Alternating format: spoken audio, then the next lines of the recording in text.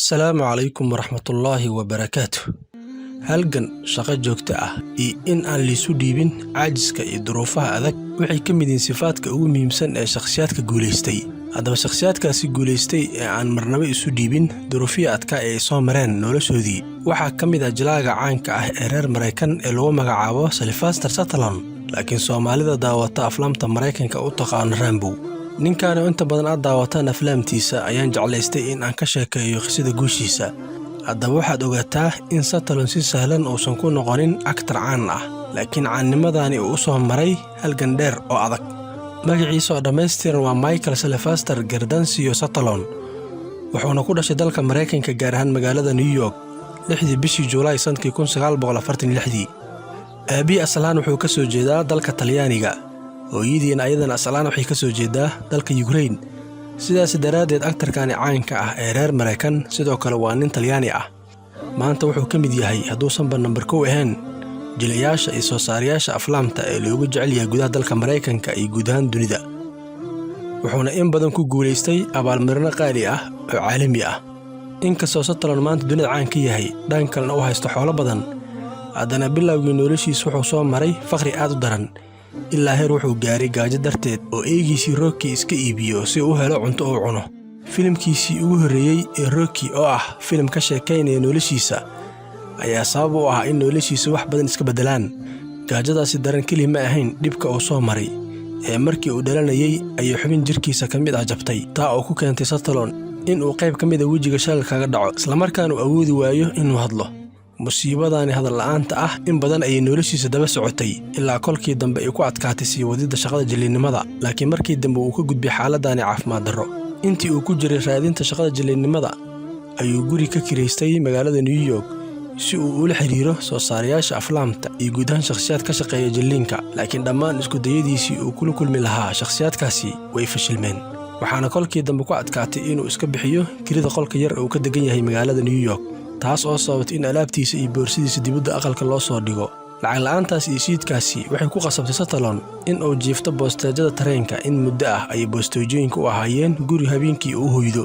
gaajadii cunto la'aanta haysata darteed ayuu eegiisii Rocky ku gaday $25 oo keliya. markii eegiis iska iibiyey hal maalin kadib ayuu u daawasho tagay mid ka mid ah ciyaaraha ama feerka Maxamed Cali Kalay.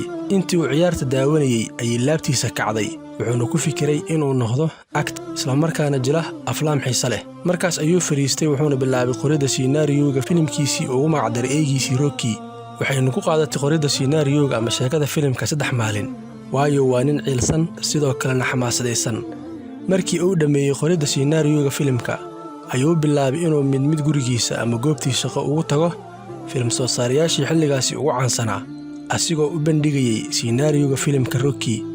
qaar ka mid ah waxay ku dhaheen naga iibso sheekada filimkan, annaga ayaa raadsanayna actor inoo jile.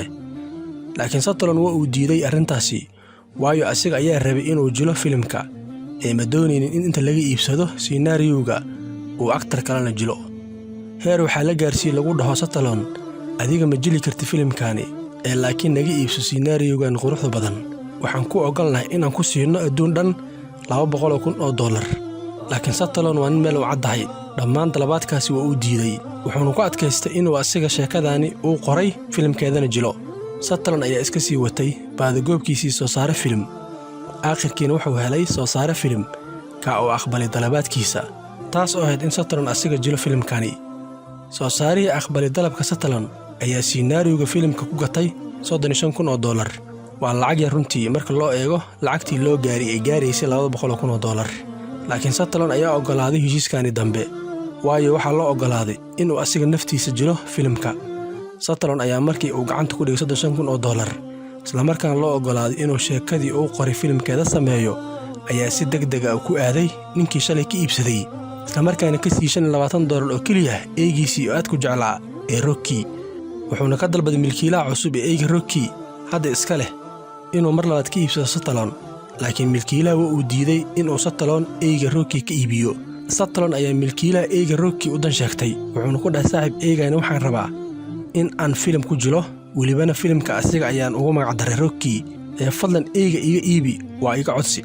laakiin milkiilaha cusub ee eega Rocky weli waa uu diidan yahay, wuxuuna ku andacooday weli waan u baahanay eegani laakiin Sutherland ayaa lacag badan miiska soo saaray taa oo ka badan 100 jeer $25 oo uu shalay kaga iibsaday eyga Sutherland lacagtaas oo gaaraysa $3,000 uu aqbalay milkiilaha eyga inuu qaato lacagtaani eygana ku wareejiyo Sutherland ayaa markii uu gacanta ku dhigay eygii wuxuu guda galay filimka Rocky ka oo markii la dhameeyay dadweynaha dunida loo soo bandhigay daawada filimkaani oo intaasoo dhib ah oo la soo maray Sylvester Stallone maxay kula tahay inuu ka faa'iiday waxa filimkan laga macaashay adduun dhan $200 milyan wuxuu noqday filimkaani mid aad looga xiiseeyo dunida idil Stallone wuxuu ku soo baxay actor hal filim ku soo caan baxay Stallone halkaani kuma joojin socdaalka halgankiisii waa uu sii waday shaqadiisa film jilida iyo qorida scenario-ga aflaamta wuxuuna sameeyay aflaam badan oo shacbiyad weyn helay waxaana kamid ah aflaamtaasi baaqiga silsiladda filimkii Rocky silsiladda filimka Rambo ka oo asigana noqday